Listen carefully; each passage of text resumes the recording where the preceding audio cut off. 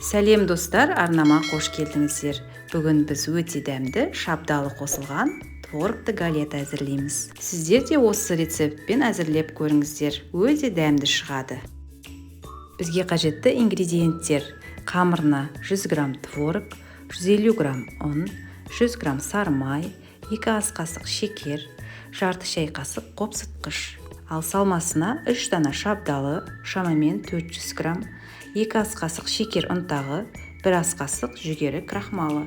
Алдымен қамыр дейлейміз.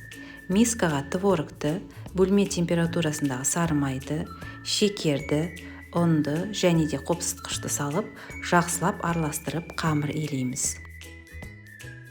Бізде жұмсақ қамыр пайда болады. Енді салмасын дайындаймыз.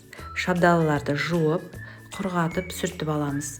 Және де екіге бөліп ортасындағы дәнегін алып тастаймыз. Видеода көрсетілгендей жұқалап кесеміз. Мискаға кесілген шабдалыларды салып, үстіне шекер ұнтағын, жүгері крахмалын қосып, жақсылап араластырамыз. Пергаменттің үстіне қамырды қойып, ұн сеуіп, жұқалап жаямыз. Жайылған қамырдың үстіне видеода көрсетілгендей етіп, шабдалы бөліктерін орналастырамыз. Және де қамырдың жиектерін көтеріп, қайырып шығамыз. Қамырдың жиектеріне жұмыртқаның сары-уызын жағамыз. Алдын ала 180 градус қыздырылған пешке 35-40 минутқа қойып, беті қызарғанша пісіріп аламыз. Сіздер пештеріңіздің ыңғайына қарай бақылап отырыңыздар. Жақсылап суытып, бетіне қант ұнтағын сеуіп, шайға ұсына берсеңіз болады.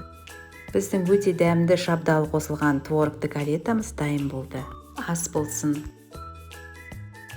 Сіздер де осы рецептпен дайындап көріңіздер. Сіздерге ұнайды деген ойдамын. Рецепт ұнаса, лайк басып, комментарий қалдырыңыздар. Каналыма тіркелуді ұмытпаңыздар. Келесі кездескенше.